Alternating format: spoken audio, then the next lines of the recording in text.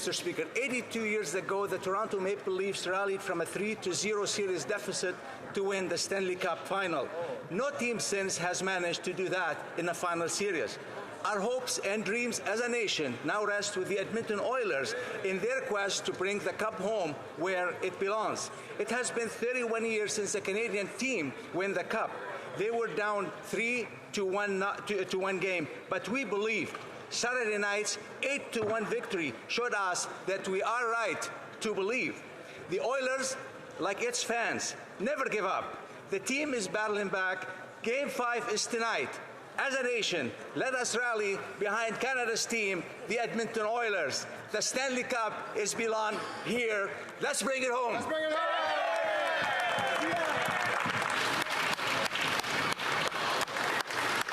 The honourable member from Aurora, Oak Ridges, Richmond Hill. Thank you. Mr. Speaker, this past weekend, I marched the York Pride Parade alongside York Pride, PFLAG, and the York Region Liberals, and thousands of others who joined in unity to celebrate and support the 2S LGBTQI+ community.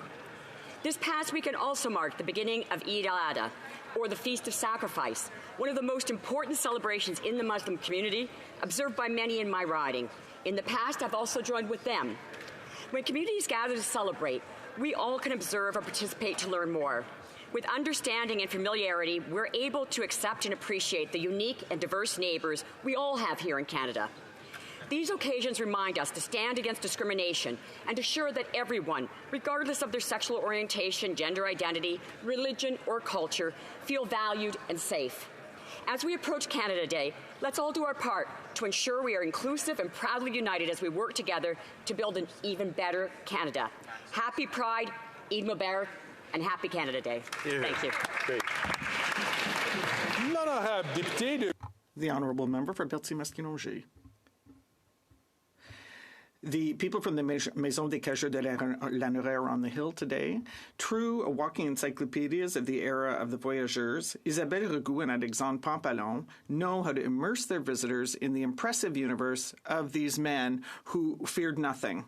To the tune of stories by Jules Verne, Charles Dickens, Joseph Charles Taché, and many others, visitors can imagine floating on these inhospitable waters on these huge rafts made of wood. Thanks to Isabelle and Alexandre, many actors of these stories will soon be designated as heritage characters of our history. It'll be the case for Joe Montferrand, known for his size and his footprints on the ceiling, and for Honoré Beaugrand, the author of the legendary Chasse-Galerie, which has been recounted in many versions. Bravo to the Maison des Cageurs. Your rigor and your perseverance ensure the sustainability of our collective memory. Thank you. The honourable member from Winnipeg South Centre. Mr. Speaker, recently we celebrated Asian Heritage Month, a time when we honour the historic and profound contributions of Asian Canadians that have shaped our nation. Growing up, I was fortunate to have a true Canadian hero, Art Miki, as my next-door neighbour. In 1988, Art successfully lobbied and worked alongside Prime Minister Brian Mulroney to have Canada officially apologize and compensate Japanese Canadians for the horrific treatment they were subjected to, including forced confinement to internment camps during the Second World War. Art Miki's contributions extend beyond this historical achievement, as he continues to educate through a new book that has captured important chapters of Canadian history. Art continues to advocate for a Canada that is more inclusive, equitable, and recognizing of our vast cultural mosaic. Mr. Speaker, individuals like Art Miki exemplify the best of Canada. Thank you, Art, for the personal impact you've had on shaping me as an individual and for your lasting contributions to our country. Thank you, Mr. Speaker. The Honourable Member for Charlebourg, Haute-Saint-Charles. The Francophonie is at the heart of Canadian identity and represents a fundamental pillar of our history and culture. It's a source of pride for our country to have Francophones across the country contributing to the vitality and linguistic diversity of Canada. On June 24th, I'm very proud as a Quebecer to celebrate Quebec's national holidays, an emblematic day that brings together Quebecers and all those who hold the Francophonie dear. And how can we talk about the national holiday without mentioning Saint Jean-Baptiste? This celebration, which originated in popular tradition, has become a time of celebration throughout Quebec, but also in many Francophone communities from coast to coast to coast. Throughout the history of Canada, as a Quebecer, and as Quebecers, we have contributed to build a unique and prosperous country. Happy National Day. Happy Saint Jean-Baptiste. Bonne fête nationale. Happy National Day. The Honourable Member for Notre-Dame-de-Grâce, Westmount. Mr. Speaker, I'm very proud to recognize and celebrate the exceptional team captains who are visiting Ottawa today. These 3 national hockey teams brought home gold medals from the World Championships this year. Tyler McGregor. Men's national para-hockey team led his squad to gold at the World Para-Hockey Championships. Porter Martone, who broke Canada's all-time tournament scoring record, was instrumental in the team gold medal at the U18 World Championship. And Marie-Philippe Poulin, captain clutch and 3-time Olympic gold medalist, led the women's national team to their 13th gold medal at the Women's World Hockey Championship. Ces athlètes remarquables. These remarkable athletes and their teammates have inspired players and fans across Canada this year, thanks to their performances on ice and their devotion to their communities off ice. We congratulate them all.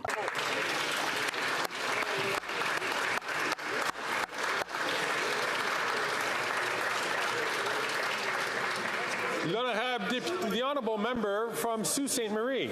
Speaker, it's National Indigenous Peoples Month, a time to recognize and honor the contributions of Indigenous peoples, their knowledge and wisdom, along with their continued commitment to protecting the land and the creation. This month, I want to recognize and thank the countless elders, knowledge keepers, and leaders from Batchewana, Garden River, Mishipacotton, Mississauga, Sagamok, Missinaibi Cree, Serpent River, Thessalon, and along with the Sault Ste. Marie historic Métis community. They work tirelessly to teach, guide, and pass down their sacred knowledge and their language. I also want to recognize the on and off reserve Indigenous peoples who inhabit Wawating and the surrounding area. They're integral to the prosperity of Algoma, and their leadership is thanked in so many ways. So again, Speaker, I'm going to spend this month to continue to educate myself on how we can continue to walk the path of reconciliation together. Thank you very much. Happy National Indigenous Peoples Day. Chimagwinch. The Honourable Member from Portage-Lisgar. After 9 years of this Prime Minister, the scandals are adding up and Canadians are paying the price. The Auditor General's damning revelations of the Liberals' Green Slush Fund underscores the depths of corruption happening under this Prime Minister. The Auditor General made it clear that the blame lies directly at the feet of this industry minister, who failed in his duty to protect taxpayers. Over $123 million in contracts were illicitly awarded, $76 million to Liberal insiders, including the Prime Minister's hand-picked chair of the Green Slush Fund, who siphoned off $217,000 to her own company. Conservatives demand accountability. We demand that every misspent dollar must be returned immediately. And thanks to Conservative action, the RCMP now has access to all relevant documents, allowing them to investigate and uncover the full extent of this rot. Mr. Speaker, the Liberals have lost the moral authority to govern, and common sense Conservatives are ready to clean house and end this Liberal corruption once and for all. The Honourable Member from Ottawa West Nepean. Mr. Speaker, I rise today to recognize a remarkable constituent of mine, Varavati Monahan. When she arrived in Canada 30 years ago, the first books that her husband Harry gave to her were the classic Anne of Green Gables series by L.M. Montgomery. She loved the books so much that she decided to translate them into Thai, her mother language. It took over a year to translate them, a true labor of love. It's a fitting tribute in a year that would have been L.M. Montgomery's 150th birthday. Ms. Monahan is looking forward to traveling to Cavendish PEI, which is the site that inspired the Anne of Green Gables series. These books will be presented to Thai and Canadian dignitaries as a symbol of the cultural bridge between our two countries. This is a testament to the universality and relevance of the stories of our iconic protagonist, Anne. Now, thanks to Varavati, another generation of children can enjoy these inspiring tales. Thank you, Mr. Speaker. The honourable member from Bay of Quinte. This finance minister's latest tax hike did a direct hit to the Canadians who were lucky enough after 9 years of Liberal government to find itself still in the middle class. Despite this government's attempts to start a class where the real Canadians who will be hit the most by this tax are the middle class, the union leader and the worker selling the home he inherited from his parents, the small business owner trying to retire by selling their business, our farmers selling the family farm to their children. These are the real victims of this Liberal government's cruel tax hike, which will rob the working class, middle class to pay for the obese government and its reckless spending. The capital gains, job-killing tax will make finding a family doctor even harder, raise food prices even higher, drive home starts even lower, and make starting a small business even pricier. Instead of the Liberal NDP tax hikes, we need common sense tax reforms. We'll make taxes lower, simpler, and fairer to bring home prosperity to all Canadians and all that live here.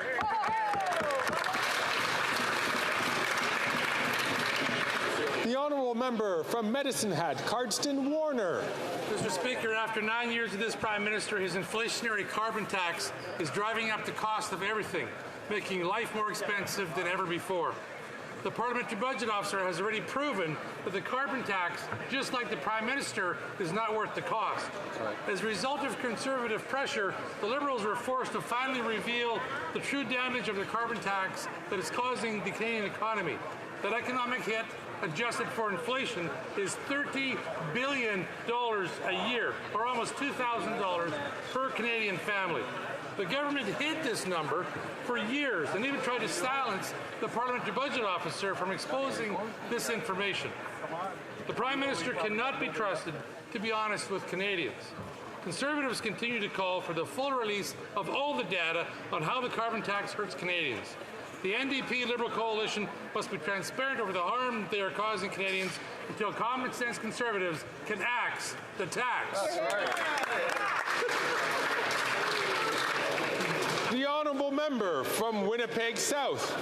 Well, thank you, Mr. Speaker. This past weekend marked the beginning of Eid al-Adha.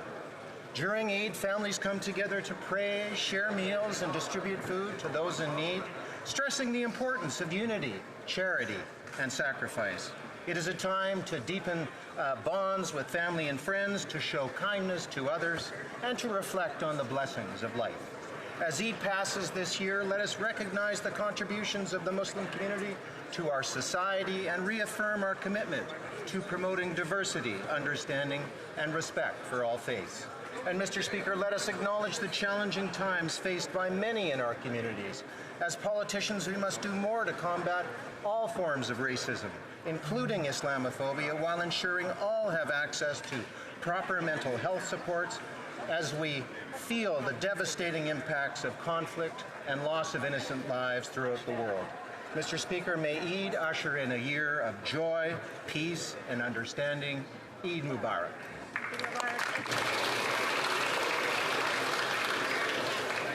The honourable member from Nunavut.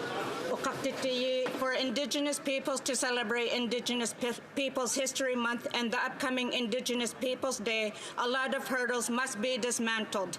The decades of underinvestments to ensure Indigenous peoples can thrive persist. While Conservatives made cuts, Liberals tout increases but do not come close to closing the gaps. Just these last weeks, we heard racist attitudes freely expressed without repercussions.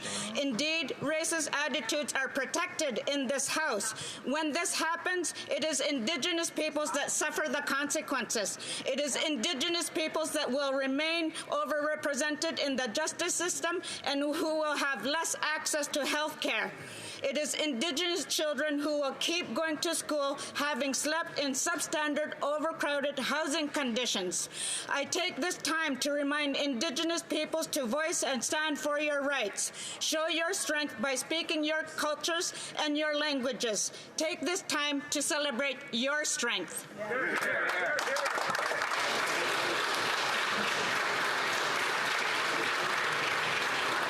L'honorable The honourable member for Drummond. Quebec has just lost one of its most brilliant directors, Éric Canuel, who lost his battle with cancer at the age of 63. He began his career by directing ads and video clips for Sylvain Cossette, Sass Jordan, and Vilain Pingouin, but he quickly went on to become a reference in his field. He worked on the popular show Fortier, but he especially left his mark in the area of movies. There was La Loi du Cochon, Nez Rouge, Le Dernier Tunnel, Le Survenant, and his major success, Good Cop, Bad Cop, in 2007, for which he won the Genie for Best Film and the Jutrat Bielle d'Or. At a time when Quebec cinema seemed to alternate between the dark and the fluffy, Éric Canuel knew how to create the perfect mix of genre with a great dose of suspense and action. Obviously, our condolences go to his family and dear ones. Thank you, Éric Canuel, for having proven that in cinema in Quebec, we could do everything and do it very well. Thank you.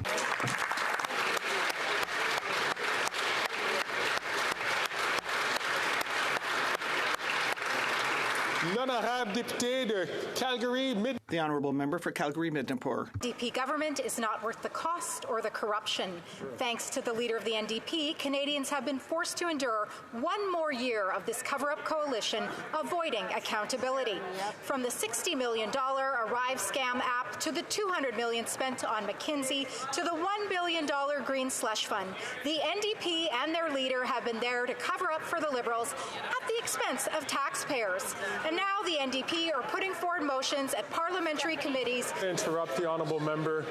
I'm going to ask the honourable member from Timmins James Bay, please, to not speak unless he's recognized. I'm going to ask the honourable member from order, please. Order. I'm going to ask the honourable member from Calgary Midnapore to start from the top. The honourable member. This Liberal NDP government is not worth the cost or the corruption. Thanks to the leader of the NDP, Canadians have been forced to endure one more year of this cover-up coalition avoiding accountability.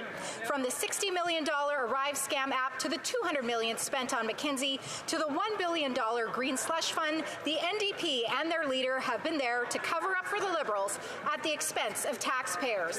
And now the NDP are putting forward motions at parliamentary committees to block any attempts to uncover the truth in those scandals over the summer.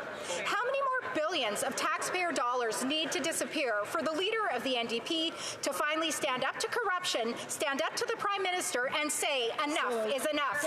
This summer, while they protect this Liberal Prime Minister, Conservatives will continue to fight not only for the truth, but for Canadians each and every day.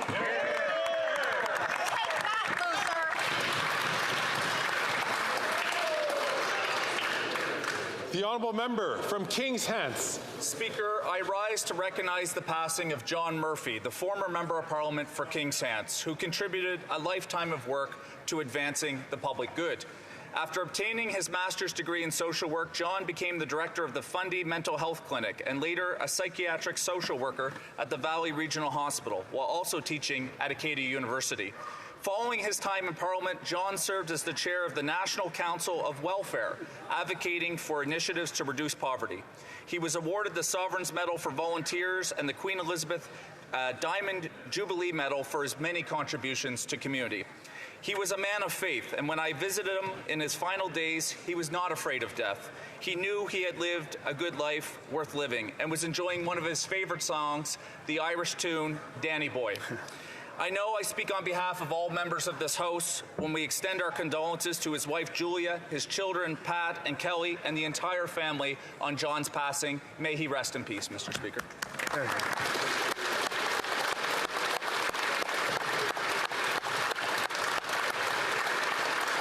Questions orales. Oral questions. L'honorable. The Honourable Leader of the Opposition.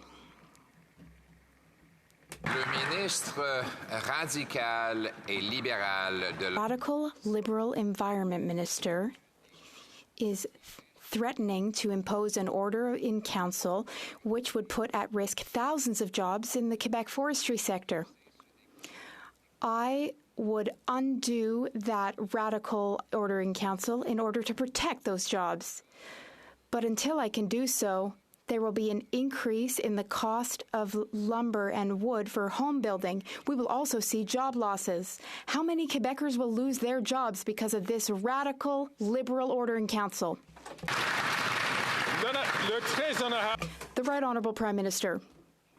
Mr. Speaker, for decades now, the federal government has had a responsibility to protect species at risk throughout the country. We need to protect species at risk. In this situation, the woodland caribou is impacted. When we protect species, we work with the provinces and territories and various orders of government. We're going to work with our partners to ensure that we protect both jobs and species at risk. I look forward to continuing to work with the Government of Quebec to protect both the environment and jobs. The Honourable Leader of the Opposition.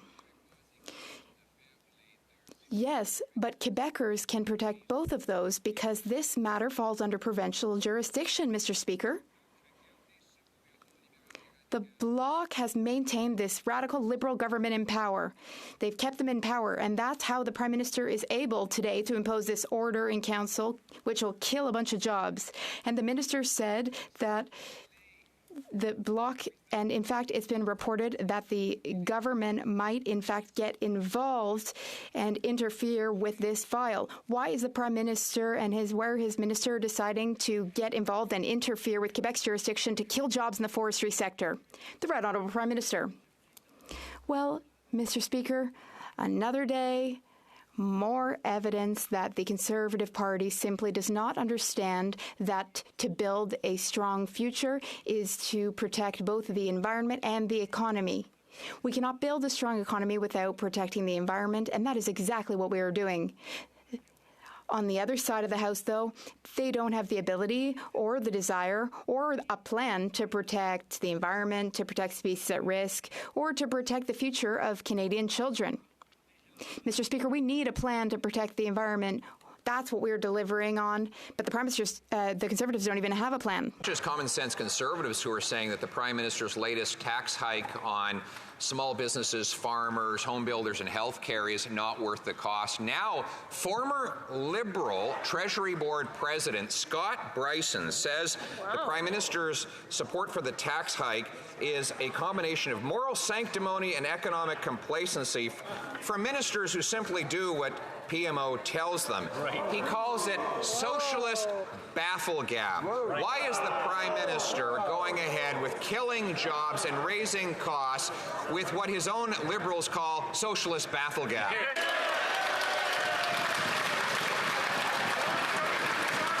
The Right Honourable Prime Minister. Speaker, despite the Conservative leader's partisan attacks, the raise on capital gains inclusion rates is very simple. If Canadians make more than $250,000 in profit from selling investments in a given year, we're asking them to share a little more of those profits with Canadians who need those investments, whether it's by investing in housing, whether it's standing up for school food programs, whether it's delivering dental care to seniors. These are investments we're making to support Canadians by asking the wealthiest to pay their fair share. The Honourable Leader of the Opposition. It's not partisanship for me. It's his own former Liberal Treasury Board President who calls it socialist bafflegab. In fact, the tax begins applying on the very first dollar that a small business earns. And, you know, he's been promising that raising taxes would make life fair. We find out today from the Food Banks Association of Canada that now a record-smashing 25% of Canadians live in poverty after 9 years of his taxes, his deficits, and his doubling housing costs. Why is he going ahead with the same wackonomics that caused the poverty in order to solve it? The Right Honourable Prime Minister. Speaker, the Leader of the Opposition talks talks about affordability, but he's standing against raising taxes on the wealthiest so we can give more supports to those who actually need it. He's standing against our school food program, which is going to help 400,000 kids across the country have fuller bellies as they study, and take the pressure off about $800 a year for families who are pressed with the cost of groceries. We're continuing to deliver dental care supports to seniors, and as of next week, to young people and Canadians with disabilities. We're there for Canadians. He's voting against it. The Honourable Leader of the Opposition. It has been 9 years of this Prime Minister promising trickle-down economics, that if he just takes money away from small businesses and workers, it will go from one level of government to another level of government to another level of government. It will trickle down. And now 25% of Canadians are living in poverty, something he tried to cover up, just like he covered up his own data showing $25 billion of extra costs with the carbon tax, nearly $2,000 in carbon tax cover-up for every single family. How can we trust anything he says about taxes, poverty, or money? The Right Honourable Prime Minister. Speaker, the Leader of the Opposition hid for 8 weeks while he was trying to come up with an answer to us, asking the wealthiest to pay their fair share so we could invest in fairness for every generation. I think he needs to go back to the drawing board because his answer is completely illogical and unfounded. The reality is, Mr. Speaker, when it comes to delivering for Canadians struggling with food prices, we've got a national school food program that's going to help 400,000 kids. That party is voting against, Mr. Speaker. They talk about affordability, but they're actually only interested in themselves and their political advantage.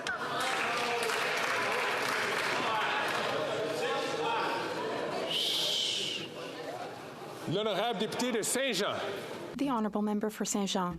The Premier of British Columbia, David Eby, wrote to the Prime Minister to ask him to share more information and share information better about foreign interference with his province. Now, we know that with foreign interference, the Prime Minister isn't very proactive. He prefers to just close his eyes and wait for things to calm down. What we've seen is that foreign interference is not limited to the federal government. It can impact many orders of government. So why does the Prime Minister refuse to share critical information about foreign interference with premiers and provinces?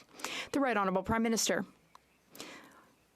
On the contrary, Mr. Speaker, we are working with intelligence services and with CSIS to be able to share classified secret information with provincial premiers so that we can better work together on this very real matter, this problem, the problem of foreign interference. We have also created many mechanisms and institutions to counter foreign interference. More than any government before us, we will continue to be transparent and thorough in countering foreign interference.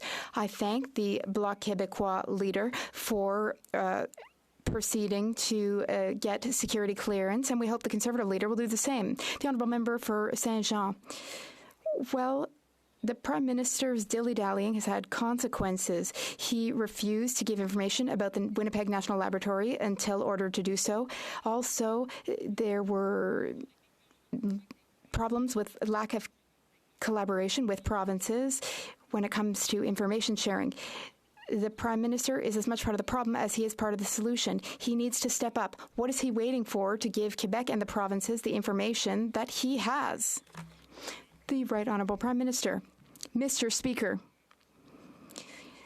Bill C-70 that we just passed through the House with the support of the Bloc Québécois and that has been sent to the Senate for further study, well, Bill C-70 seeks to enhance information sharing with provincial and territorial premiers, information sharing when it comes to foreign interference or any national security threats. Through the bill, we would share information more often and more consistently. We are working respectfully and in cooperation in order to protect our democracy together as a team.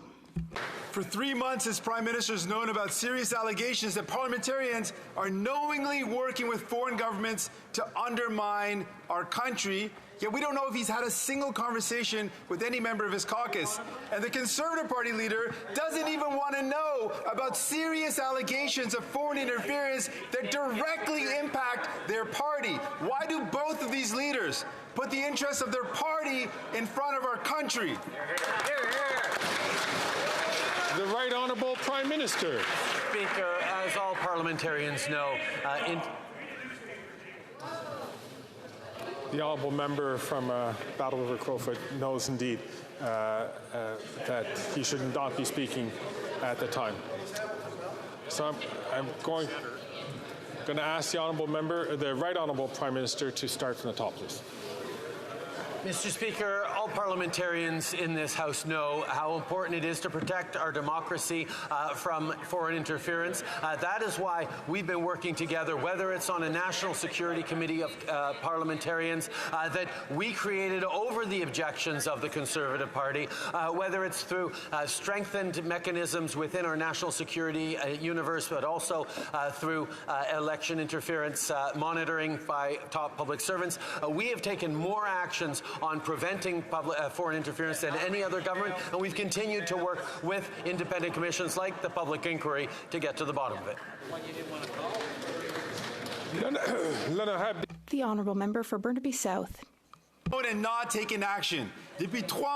For 3 months now, the Prime Minister has had information about allegations of parliamentarians knowingly helping India and China.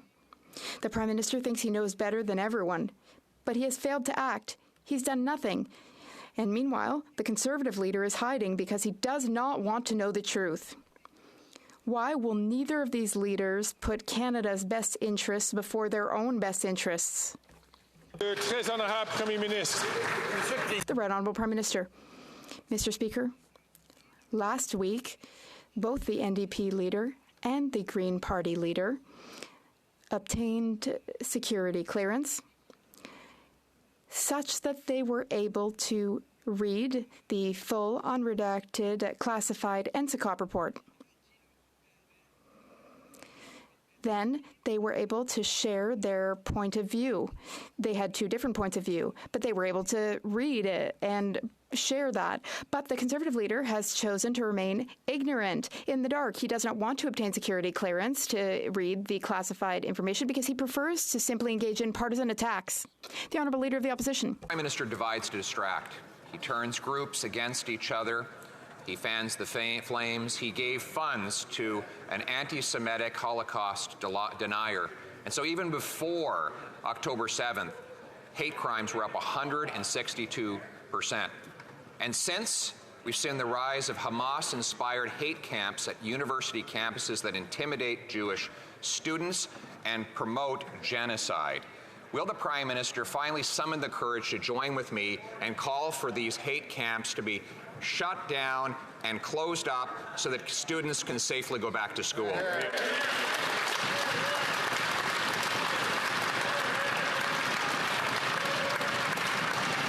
The Honourable Minister of Justice and Attorney General.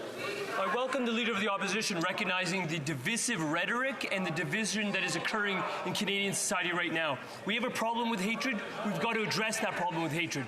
We know that the statistics show that hate crimes are on the rise 130% in the last 5 years. That's why I was proud to stand with CIJA when we tabled Bill C-63, the online harms legislation that would improve penalties for hate crimes, that would provide a definition of hatred, that would ensure that we are keeping Canadian communities safe. The Special Envoy on Anti-Semitism supports the bill. CIJA supports the bill. I'm just wondering why the Leader of the Opposition does not.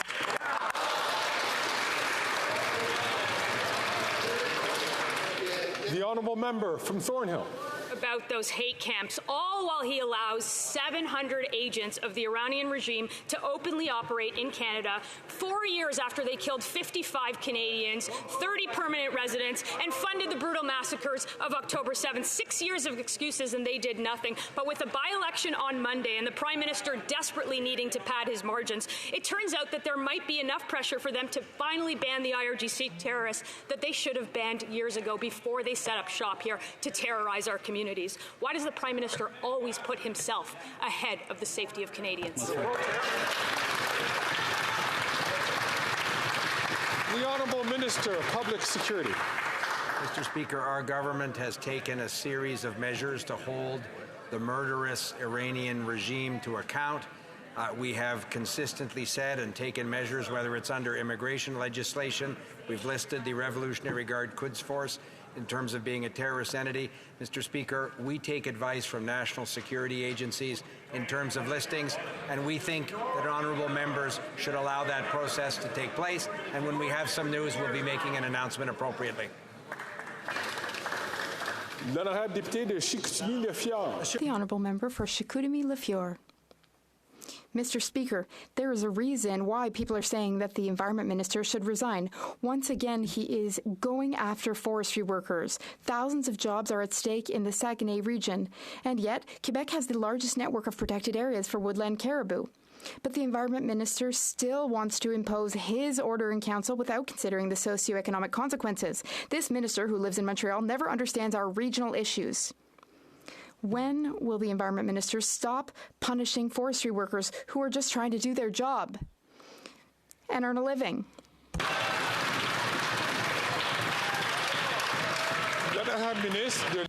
The Honourable Environment and Climate Change Minister. Well, I would like to remind my colleague that I was born and grew up in the beautiful town of Latuc in my colleague's riding, the Minister of Industry's riding. Now, my second point is that Quebec has committed since 2016 to publishing a caribou recovery plan. And there was a letter from the provincial and federal government in 2022. And in 2022, once again, Quebec promised to implement a caribou protection strategy and to protect 65% of that species' habitat. The honourable member for Chicoutimi-Le-Fjord. Mr. Speaker, how many times has the Environment Minister been to the Saguenay region to meet with representatives of the forestry industry? Once? Twice? No, 0 times. No times, because he doesn't seem to be able to travel outside of Quebec. The forestry industry is crucial in Quebec, but he doesn't even seem to understand that. He needs to stop going after the industry. He needs to decide not to impose his order in council. Thousands of jobs are at stake, and that means thousands of families are at stake too. Conservatives will always protect forestry workers' paychecks. Will the minister respect Quebec's jurisdiction once and for all, and will he leave forestry workers alone?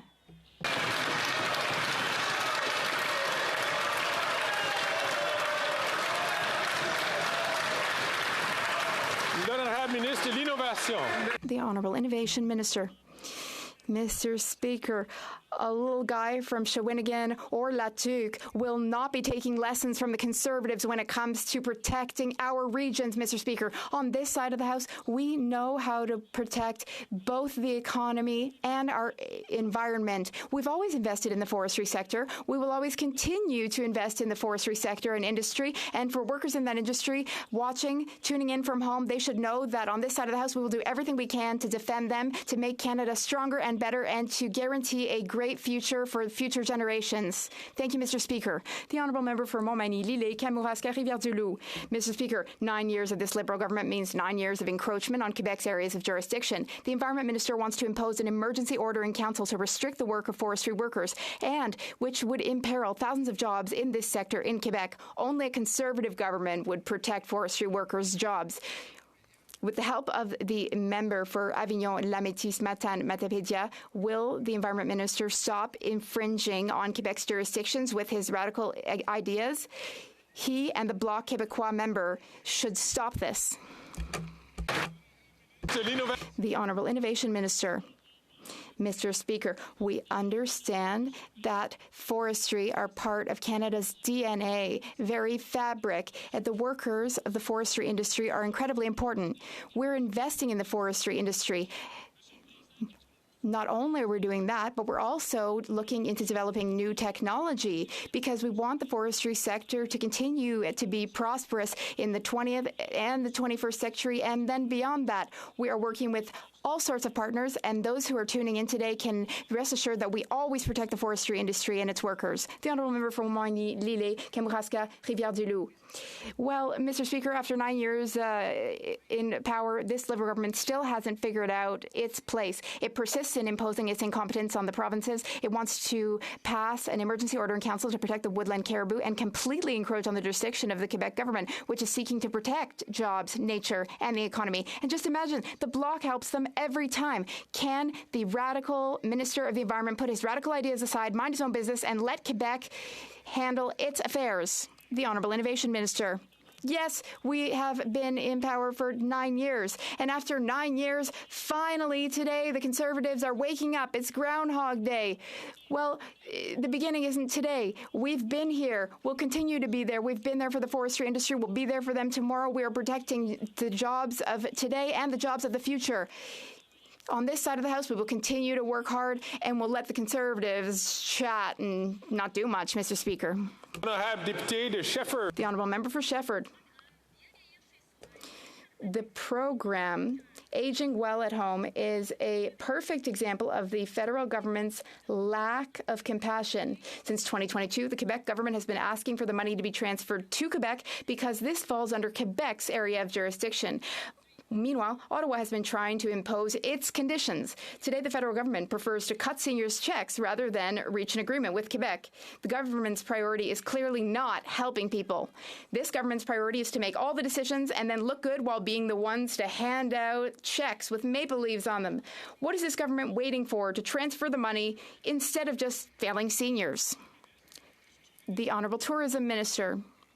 Thank you, Mr. Speaker, and I thank my colleague.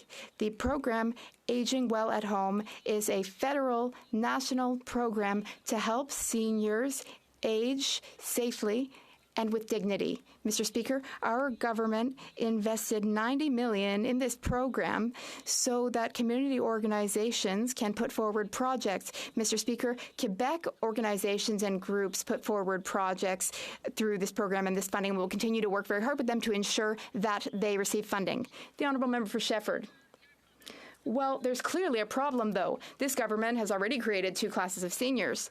For 65 to 74-year-olds, the government will not enhance old age security. For those aged 75 and up, they're entitled to an increase of OAS. The Aging Well at Home program once again creates 2 classes of seniors, Quebec seniors and Canadian seniors. Seniors in Quebec will not receive any assistance from Ottawa under this program, which helps people age well at home and supports community organizations. Seniors in Canada, though, will receive assistance from Ottawa. What's the government waiting for to transfer the money? Why is it holding Quebec seniors hostage? The Honourable Tourism and Economic Development Minister. Mr. Speaker, community organizations have worked very hard to present projects through this national federal program. Seniors need these projects. Sometimes it's meal delivery, sometimes it's help with transportation and getting around. We are in solution mode. We're working with Quebec. We'll continue to work with them because we want to ensure that community organizations will receive the funding they need so that they can help seniors. There are no 2 categories of seniors. There's 1 category of seniors. There are just seniors, and this government is here for them. The Honourable Member for Thérèse de Blainville. Well, one of the best ways, Mr. Speaker, to address labor shortages is training. Training is the key to ensuring that we have a skilled workforce in all sectors of the economy. Everyone agrees about this. Workers, employers, the government, everyone's unanimous. Yet Ottawa is cutting transfers, leading to a windfall of $145 million. We know that the government is tired, but the government needs to wake up. Will the government reconsider its decision to cut transfers for labor force training? The Honourable Minister. As soon as we formed government, we began to invest significantly and heavily to train millions upon millions of Canadian workers from coast to coast to coast. Now, the program in question was not renewed in Budget 2024 because it was a temporary measure. We are here to work with provinces. We will continue to help them. Training is very important. Training is an area of shared jurisdiction. We are here for Canadian workers, all Canadian workers. The Honourable Member from Foothills. This Liberal NDP Prime Minister is robbing hardworking Canadians to pay for his out-of-control spending. The level of that thievery was exposed last week when the Liberals were forced to admit that their carbon tax scam robs our economy of $30 billion a year, and it picks the pockets of every single Canadian family of $2,000 a year. This Environment Minister is not worth the economic vandalism he has wrought on Canadians. Will he admit that his carbon tax is a scam and just resign? The Honourable Deputy Prime Minister and Minister of Finance. Speaker, a deception was revealed last week. It was. The deception was the fake pose of the Conservatives to pretend to be on the side of working people. And last week we gave them a choice. We said they could be on the side of a nurse or a welder, a Canadian who lives from paycheck to paycheck, or they could side with a multimillionaire. It did not surprise anyone on this side of the House that the Conservatives yet again chose their rich lobbyist friends. Shame on them, Mr. Speaker. The honourable member from Foothills. About the NDP Liberal carbon tax scam was exposed last week. Yep. And it confirms what every hardworking Canadian already knows. Yep. It makes life unaffordable. Right. The Liberals' own data, which they desperately tried to hide, shows the Liberal carbon tax scam robs Canadian families of $2,000 a year. This is money that they would put on dance fees, hockey registration, a summer vacation, or just to put food on the table. Right. The truth is, hardworking Canadians can't afford this Environment Minister's carbon tax scam. Will he admit it's a failure and just resign? Give Canadians a break. The Honourable Deputy Prime Minister and Minister of Finance. Mr. Speaker, there really has been a scam that has been revealed. For weeks, for months, the Conservatives have been trying to distract and deceive. They have been trying to bamboozle Canadians. They have posed as being on the side of working people, on the side of people who live from paycheck to paycheck. But, Mr. Speaker, last week they showed their true colors, and they voted against the plumber and the nurse. Now Canadians know whose side they're really on. The honourable member from Dauphin Swan River, Neepawa. Speaker, the Environment Minister has been caught covering up a damning secret from Canadians. After years of telling Canadians they'd be better off from the carbon tax, his own government's data has proved him wrong. The carbon tax will cost the Canadian economy $30 billion every year. That's nearly $2,000 per Canadian family. Now that we know the Environment Minister chose to vandalize the Canadian economy with his carbon tax, will he do the right thing and resign? The Honourable Minister of the Environment and Climate Change. Thank you, Mr. Speaker. The reality is that climate change is already costing Canadians $25 billion in the last 10 years alone. Not 5 years from now, not 10 years from now. It's already happening. And if we don't do anything, it's going to be an extra $35 billion to Canadian taxpayers. What we're doing on this side of the House is we're helping Canadians fight climate change, and we're helping Canadians with affordability, which is why